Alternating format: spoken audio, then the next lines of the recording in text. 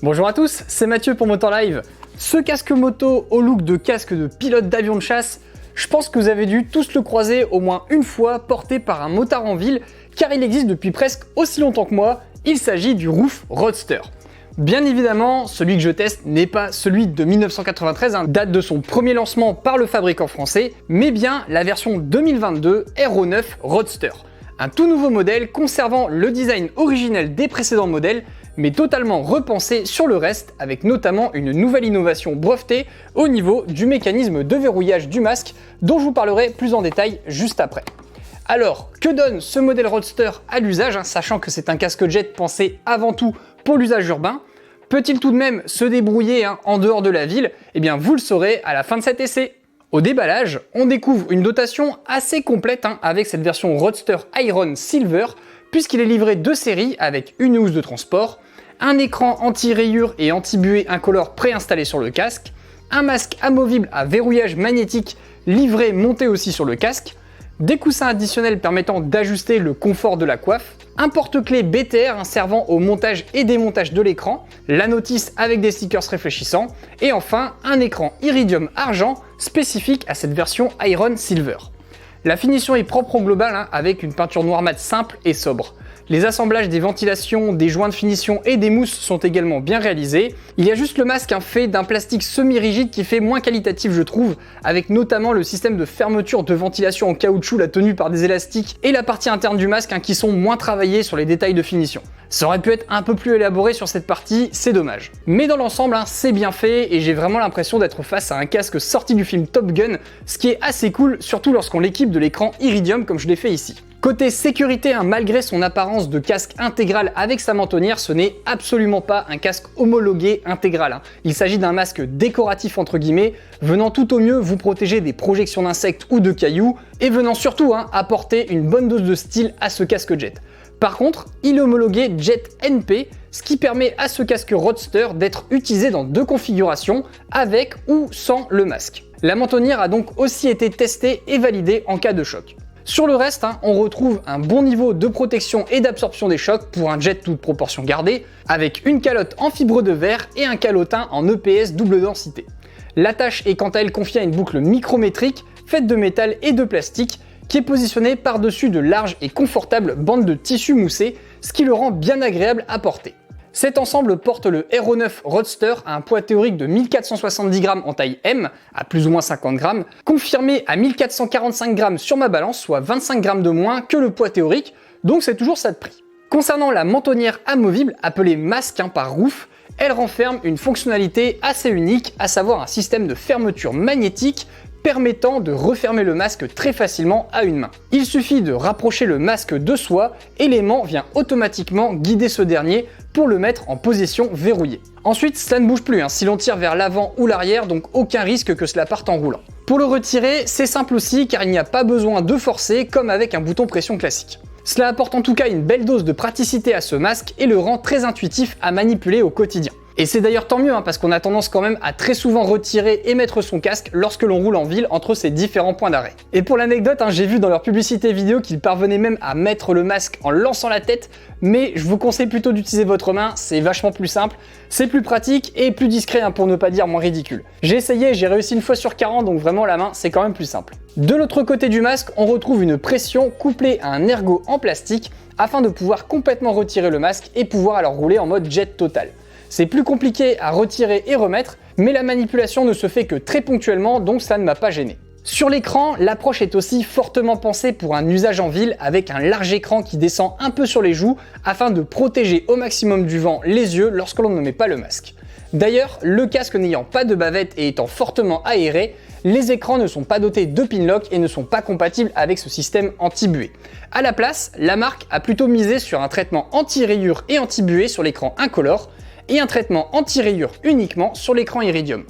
On utilisera donc l'écran incolore pour l'hiver et l'écran Iridium pour la saison estivale. Sur un jet urbain aéré, l'absence de pinlock ne me choque pas spécialement, mais gardez en tête qu'il s'agit de traitements sur les écrans et donc qu'il risque de s'atténuer avec l'usage et les années. Autre point à savoir, il n'y a pas d'écran solaire rétractable intégré, ce qui vous obligera à mettre vos lunettes de soleil ou à monter l'écran Iridium lorsque le soleil devient trop éclatant. Et ce changement d'écran ne pourra pas se faire sans outil, il faudra nécessairement passer par une clé BTR qui est fournie avec le casque en version porte-clés pour plus de commodité, mais ce n'est pas du tout un format propriétaire, sachez-le. N'importe quelle clé de taille équivalente fera aussi l'affaire. On évitera donc tout de même de changer régulièrement d'écran car la manipulation n'est pas des plus pratiques et personnellement je m'en suis servi qu'en journée, donc j'ai laissé monter l'écran Iridium en permanence. Pour les ventilations, il est déjà bien ventilé de base grâce à l'air pouvant passer sous le menton et l'on retrouve en plus une ventilation sur le dessus de la tête réglable sur 2 niveaux, apportant un flux d'air sur le dessus du crâne vraiment efficace, ainsi qu'une ventilation sur le masque qui s'ouvre et se ferme grâce à une pièce en caoutchouc à démonter carrément. Franchement, j'ai pas trouvé ça pratique parce que ça rend la manipulation impossible en roulant, puisque vous vous retrouvez avec votre bout de caoutchouc dans la main qu'il faudra ranger dans votre poche. Là aussi, au final, je l'ai retiré une bonne fois pour toutes ce bout de caoutchouc parce que je sentais pas vraiment la différence lorsqu'il était présent ou absent, en raison du flux d'air conséquent de base apporté par l'ouverture en dessous du menton. Parlons des mousses qui sont d'une bonne densité, ce qui est un bon point pour la longévité, et qui sont bien entendu entièrement démontables, lavables et ajustables. Enfin, sachez que les mousses sont creusées pour le passage de lunettes de vue ou de soleil, mais le calotin n'est par contre pas creusé au niveau des oreilles, ce qui rendra impossible ou très inconfortable l'ajout de haut-parleurs pour un intercom. Et ça, c'est un oubli que je trouve vraiment regrettable, surtout de nos jours où l'ajout d'un intercom est très courant afin de pouvoir écouter de la musique, écouter les instructions de navigation ou encore prendre un appel. Enfilons le casque pour aller rouler et là-dessus c'est simple à enfiler grâce à la large ouverture et au mécanisme aimanté du masque.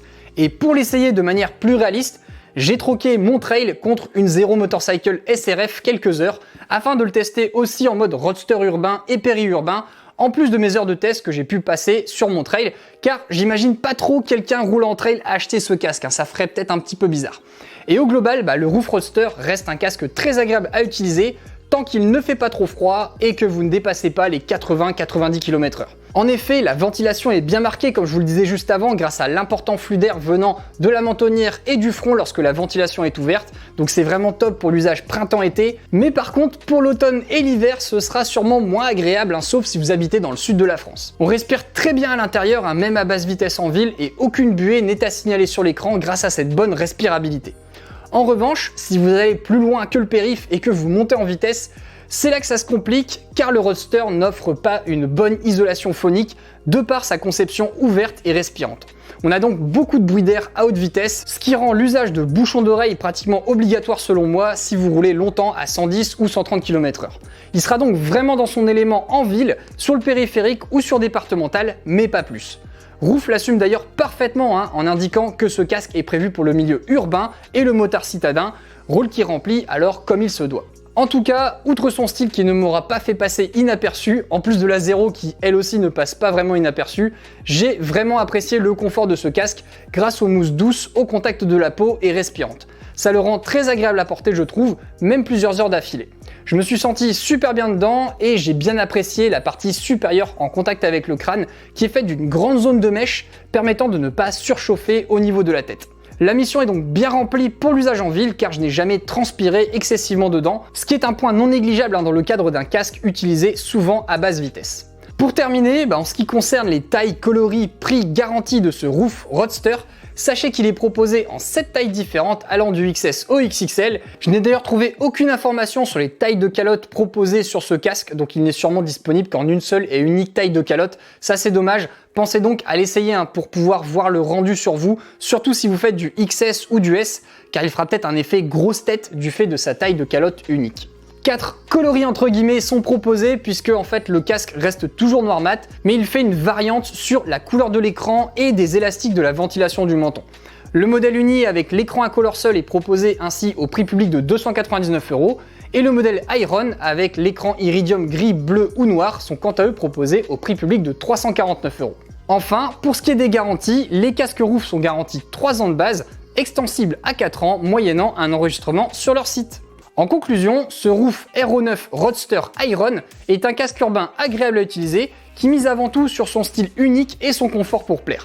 Et c'est clair que sur ce point, il est assez attractif et atypique. Il a quelques défauts qui pourraient être corrigés sur une future version, telle qu'une aération plus travaillée sur le menton ou des emplacements haut-parleurs pour l'intercom, mais il y a quand même un petit truc qui le rend attachant avec son masque magnétique qui vous donne l'impression de vous équiper pour partir voler. Après, est-ce que j'irais recommander ce casque à tout le monde? Bah non, clairement pas. Il sera vraiment pensé pour ceux roulant surtout en ville et dans des régions où il fait souvent beau et pas trop froid. Il sera alors dans ce cas-là un super compagnon de jeu pour cette typologie de motard. Et si vous n'êtes pas dans ce cas, envisagez alors un autre modèle plus adapté à votre usage.